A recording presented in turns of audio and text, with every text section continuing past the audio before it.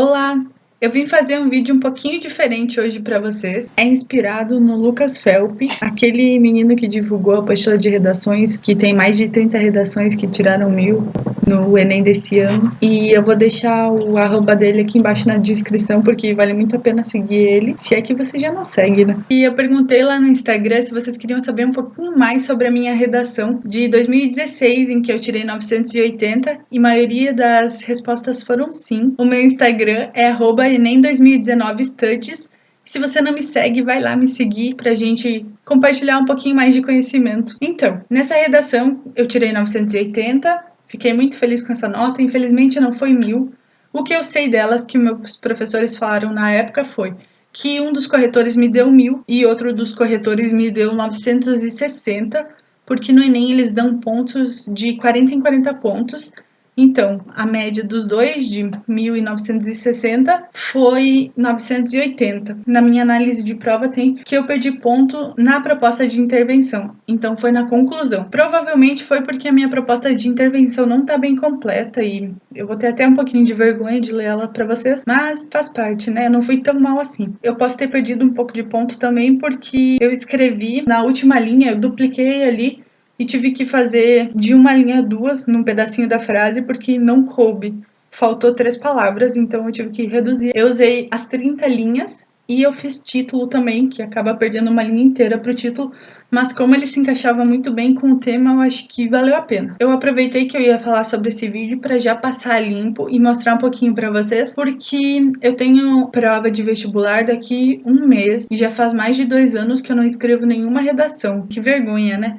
Mas como eu já escrevi muito tempo antes e eu já tenho um método meu mesmo e eu já tenho uma fórmula na minha mente de como eu tenho que escrever, eu só preciso ter bastante conhecimento geral para conseguir aplicar isso na escrita, porque eu já descobri qual que é a minha fórmula de escrever, sabe? Como que eu gosto de dar a minha opinião sobre o assunto, e vocês vão ver isso durante a redação. Então, esse vídeo não é de dica, mas eu já vou dar uma comentadinha rápida. A primeira dica, então, é praticar a letra pequena, para poder ter bastante espaço para argumentar e escrever tudo que você precisa para convencer o seu corretor, não literalmente convencer, mas para poder explicar o seu ponto de vista de forma clara, sabe? Então, ter espaço na redação é muito bom. Vocês podem ver que a minha letra aqui tá muito pequena e um dos motivos de eu querer reescrever é ver se eu consigo voltar a fazer uma letra tão pequena para poder escrever mais, porque é uma característica minha de escrever bastante. E aquela máxima de que existe uma receita para redação, você pode usar dicas, ideias de outras pessoas sem problema nenhum.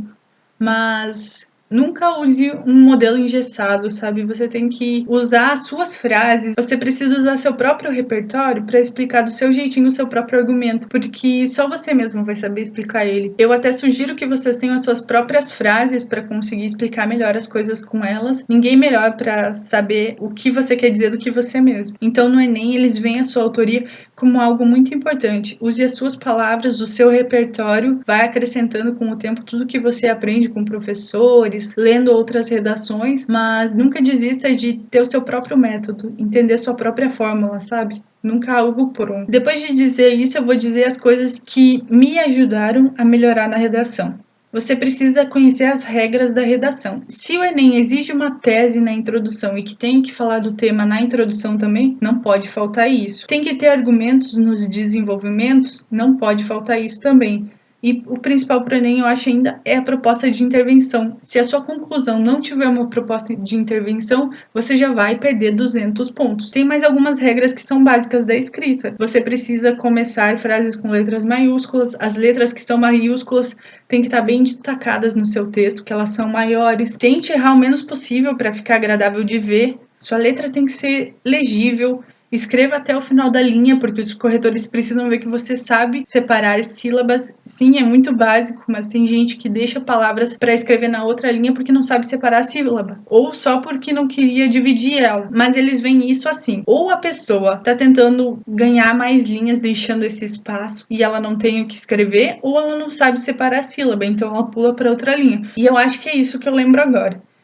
Então, depois a minha dica é praticar a redação, mas essa não é nenhuma grande dica, né? Você vai praticar, uma hora vai se tornar tão simples que você não vai mais ter que praticar tanto, você só vai precisar ter um pouquinho de conhecimento sobre o assunto para conseguir dissertar sobre ele. E melhor do que praticar depois que você fez essa redação, você vai reescrever essa redação corrigindo os erros. O meu pensamento é bem simples nesse caso. Se tem uma coisa que eu aprendi com isso, foi que não precisa nem ser 1000, mas se eu não tirei pelo menos 900 nessa redação, eu vou fazer de tudo para melhorar até o professor corrigir e me dar uma nota maior. Porque se esse tema cair de novo, imagina a tristeza de você ver um tema que já passou pelas suas mãos e você só sabe escrever um texto que tem argumentos para tirar 600 ou 500. O que adianta você ter passado por esse tema, estudado sobre ele e não saber o suficiente ou não ter corrigido a sua redação para poder tirar mais? Você pode perder a sua aprovação por causa disso, sabe? Então, corrigir ela vale muito a pena. Foi assim que eu aprendi. Eu escrevi no começo lá umas 20 redações e os professores corrigiam, eu passava limpo e eu dava para eles corrigir de novo. Eles até diziam, eu já li essa redação. Eu disse sim, mas eu não tinha tirado 1000. Isso é uma fórmula que faz você ir aprimorando. Daí você sempre vai tentar se corrigir enquanto está escrevendo para chegar o mais próximo possível daquela perfeição, sabe? Não existe perfeição, mas vocês entenderam o que eu quis dizer. Por causa de pensamentos assim, como esse de corrigir minha redação e os temas, eu já consegui alcançar a nota 1000, nota 10 máxima, em algumas universidades particulares. Eu só não consegui nota 1000 no Enem mesmo. Vale muito a pena fazer isso, eu tô falando de coração. Outra dica que tem é ter um pouquinho de repertório cultural. Na verdade, o bom é ter muito, né? Mas a gente não pode exigir muito porque a gente sabe que tá estudando muito e nem sempre dá pra estar atualizado com tudo. Mas o que eu sempre usei para não ter que saber tanta coisa sobre atualidades, tipo, tem que saber o básico, mas para mim não ter que saber tanto sobre notícias, jornais e tal, é conseguir usar a literatura, a história, a filosofia, a geografia que a gente tem em sala de aula na redação. Então, vocês vão ver nesse texto, que eu vou ler para vocês daqui a pouquinho, que eu usei muito disso. Vou dar um exemplo. Então, o que é esse repertório cultural? Assim, é tudo que você pode usar além dos dados para ajudar no argumento e dar um pouquinho mais de autoria, como se fosse você mesmo escrevendo para sua redação. É isso que os corretores querem ver e é isso que vai ajudar a melhorar. Sabe aquilo que chama de intertextualidade? É para te dar autoria. Então, quando você tiver uma ideia genial, anota ela para não esquecer e poder usar depois, tá? Vou dar uns exemplos do que eu usei para vocês saberem o que é esse repertório. Na minha redação, eu citei Gregório de Matos Guerra. Por que eu citei ele? Durante uma aula de literatura, a minha professora disse: olha que legal essa ideia, se cair tal tema. E eu anotei lá no cantinho do caderno. Depois, quando eu fui escrever a redação, eu lembrei que ela tinha falado isso, fui lá na anotação e usei. Decorei essa frase e agora eu uso em diversas redações e me ajuda muito. Não só essa, como várias outras, tipo... Quando eu li alguma poesia de Drummond, nossa, eu anotei muita frase, eu já usei muita e ajudou demais. Drummond é ótimo, é uma boa dica para vocês usarem. Outra coisa que eu usei foi a Declaração de Direitos Humanos. Eu usei Hitler e o Holocausto, fiz referência a eles e isso todo mundo que já está pelo menos no terceiro ano do ensino médio já viu esse assunto e é muito fácil de citar na redação e fazer comparações. E para não ficar só em conteúdo de sala de aula, eu usei também uma citação de Chico Xavier, que é mais conhecimento de mundo, né? Mas pra vocês terem noção que dá pra usar, se você gosta de super-heróis e histórias em quadrinhos, a Débora Aladdin tem um vídeo maravilhoso explicando toda a história do século XX com esses super-heróis e isso é fantástico. Mas eu gosto de focar naquilo que eu tô estudando sempre e eu sei citar mesmo, que são os conteúdos de escola. Bom, então, além disso, a minha última dica que eu tenho pra dar pra vocês é usar apenas as palavras, as conjunções e as pontuações que eu conheço, que algum professor já corrigiu e que eu sei escrever. Por que eu vou perder ponto à toa? Se eu já escrevi redações,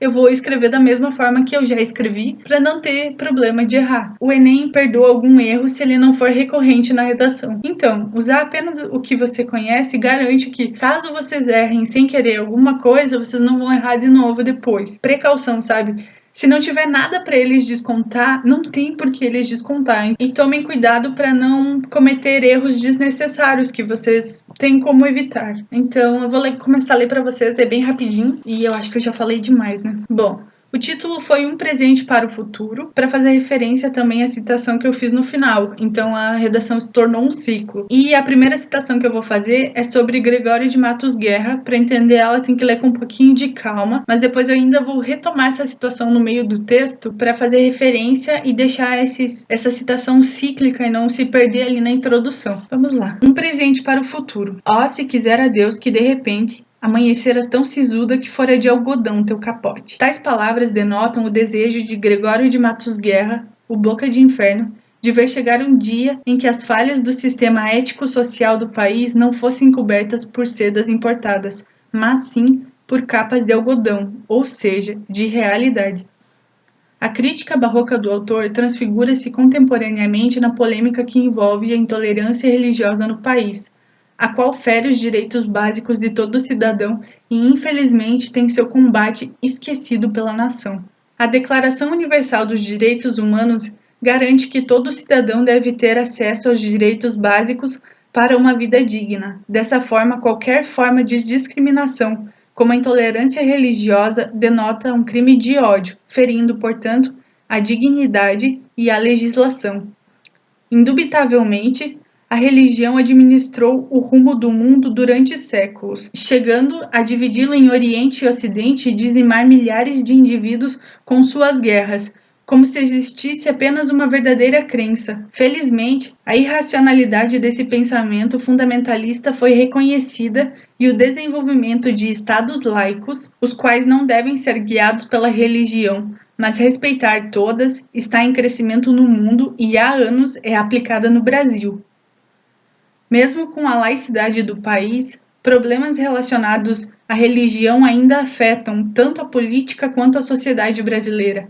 Isso porque ainda existe desrespeito e desigualdade de pensamento entre tais setores que usam para justificar esdrúxulamente seus crimes velados por sedas importadas. Não obstante, a intolerância religiosa tem origens históricas e a herança deixada atualmente é inaceitável para um país que segue ideias democráticas, pois discriminar algum indivíduo por suas diferenças étnicas, culturais ou comportamentais tem o mesmo significado do Holocausto ou das guerras no Oriente Médio.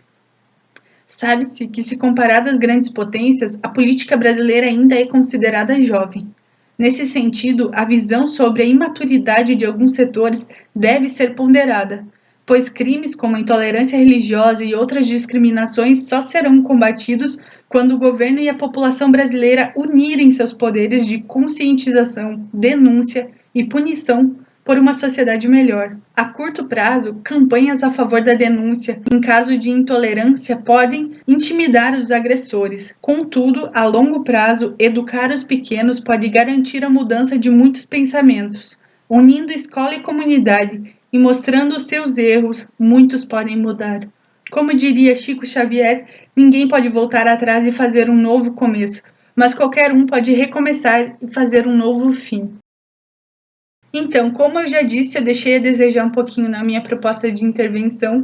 Ela podia ter sido explicada um pouquinho mais. Eu perdi pontos aí, porque eu não tinha muitas ideias também na hora, mas agora eu vou praticar para não errar isso de novo. E eu espero que vocês tenham gostado do vídeo. Se gostaram e aprenderam pelo menos um pouquinho, deixa o like para mim, se inscreve no canal. Eu estou apenas começando, mas eu pretendo ajudar muito você se eu puder. Eu adorei gravar esses vídeos, eles me ajudam a revisar muito conteúdo. Me ajuda aí. Beijão. Tchau.